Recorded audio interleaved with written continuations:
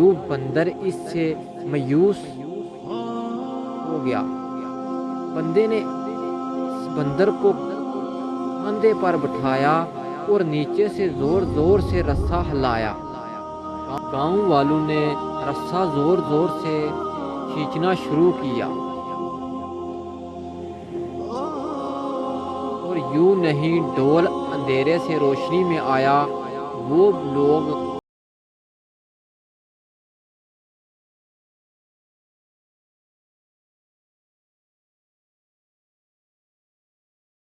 ऊपर भी चढ़ आया है। सब रस्सा छोड़